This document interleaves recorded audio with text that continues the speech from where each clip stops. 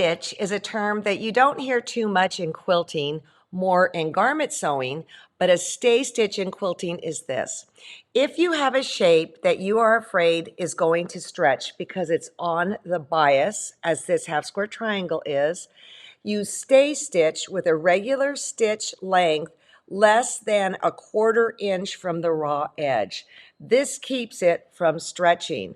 And because it is less than a 1/4 inch from the raw edge, when you sew your 1/4 inch seam, the stay stitch will then be hidden by the seam and you don't have to take it out.